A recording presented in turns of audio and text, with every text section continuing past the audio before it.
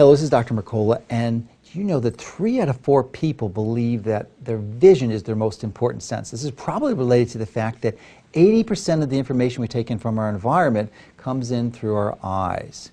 Well, unfortunately, most of us, or many of us, don't have ideal vision and tend to resort to other interventions to help to restore that to the point that we can see better. And many people use eyeglasses, and I want to tell you now, if you don't know already, that that is not an ideal way to compensate for this, because eyeglasses were never designed to be the perfect solution. And part of this is related to the fact that when you have less than perfect vision, it is not a static process. In other words, your eyesight will change gradually, better and worse throughout the day. And what an eyeglass is it's a fixed correction, and it will partially correct, maybe ideally correct for it sometimes in the day, but the other times it's going to be off. So it's really not the perfect way to do this. And hopefully, if it's reasonably close to what the visual dysfunction is, you'll be able to see better. But invariably, with time, everyone who's wearing a corrective lens will worsen their vision with time, which is, is not going to improve you. You'll just get worse. So, and this is true for contact lenses. It's also true, even worse, for LASIK. I don't have time to go into the specifics now, but further down this page, there's additional information you can read to find out more about that. But interestingly, this is particularly tragic for children because in some countries, less than 2% of the children are wearing glasses, where in other countries it's over 50%. And there's been some researchers who studied this very carefully, and when they looked at these non-developed countries, over 200 of them, in which they were not eating large amounts of grains and refined foods, that less than 2% of the population was wearing glasses. And that the moment they started to introduce these foods into their diet, it radically started to increase, and the people started to lose their vision. So this is a major clue that our diet has something to do with it. And it's probably related to the fact that when you have these grains and sugars and processed foods, your insulin tends to rise, and that causes metabolic dysfunctions and insulin growth factors, and that seem to have an effect and an impact on your vision. But if you are a child, I believe it's particularly tragic because children tend to be the best group that responds most dramatically to these natural interventions, which we'll talk about in a moment. So some simple strategies you can do to limit the likelihood that your child will be wearing glasses would make sure that they visit the right specialist, because if they're going to see a general optometrist or an OD, the likelihood that they'll be prescribed glasses is about 35%, 1 in 3 chance. If in fact they see an MD ophthalmologist, a specialist in eye diseases, that decreases to about 12%. But if they see a subspecialist, a pediatric ophthalmologist, the likelihood goes down to about 2%. So just by picking your specialist properly, you'll radically reduce the likelihood of your child going on glasses. So what are the options then? I mean, obviously you can improve the diet, as we mentioned, but there's many of us it's not going to be enough. And fortunately, about 100 years ago, there was an incredibly innovative, pioneering, renegade physician. His name was Dr. Bates. And he first started practicing about 1900, and for 30 years he compiled a number of incredible strategies, and actually used an instrument called the retinoscope to do comprehensive physical examinations on tens of thousands of patients to support his findings and his recommendations. But he was able to help tens of thousands of people recover their vision completely without the use of any surgery or any glasses or corrective lenses. So it's just really astonishing.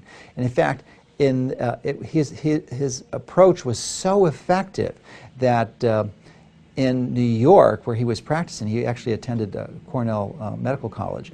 They actually made it illegal. The other eye care professionals actually lobbied the legislature there and made it illegal to practice the Bates method because they were afraid of the competition that he was providing. So in fact, it's still illegal today.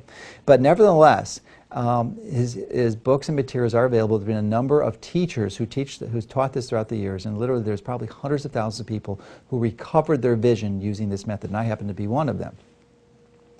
Interestingly, about 8 or 9 years ago now, went on a health cruise, and we were sitting at a table, and most of us were older than, at least in the mid-40s, and there was about a dozen of us, and there was only one person at the table who didn't require the use of reading glasses to read the menu, and that person was 20 years older than everyone else.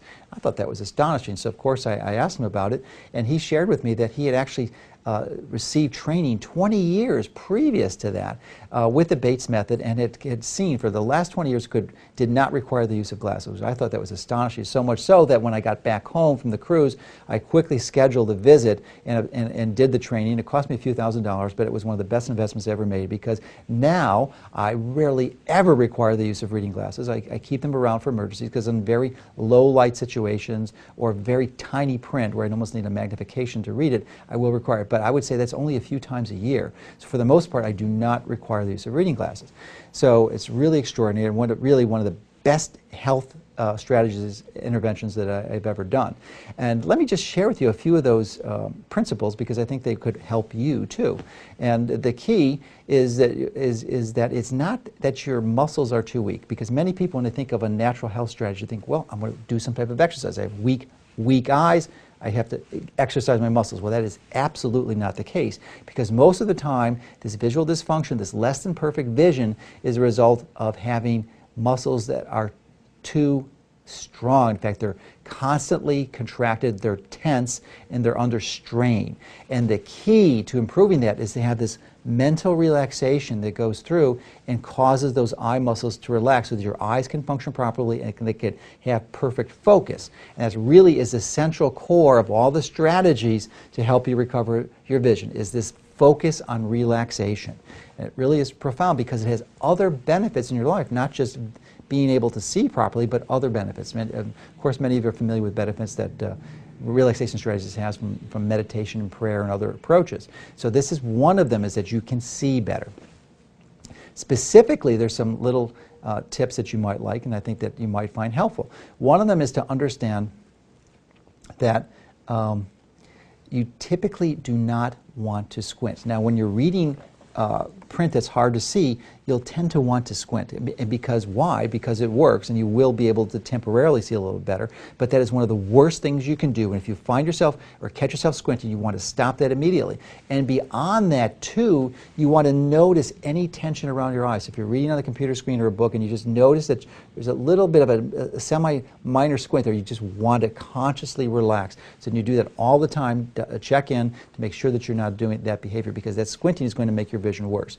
And the alternative strategy that you can use if you need to see better for a specific print is to blink. Blink your eyes very rapidly, and that will help your muscles relax and will help you to focus, and you'll begin to see much clearer. Now, another strategy is that you want to avoid the use of sunglasses. That may sound like a contradiction, because if you're in the sun, you're going to want to squint. Well, you can easily compensate for that by wearing a hat or a cap, like I do. And this way your eyes will be in the shade, you won't be squinting. But if you wear glasses, pretty much any type of glass will filter out many of the beneficial wavelengths that are in sunlight. And there's at least 1,500 wavelengths that you need to nourish the retina. And if you're not getting those wavelengths, your eye health will be challenged. So that's clearly another benefit. Do not wear sunglasses. There are certain cases where you're going to want to do that, such if you're boating or if you're skiing on a bright sunny day on a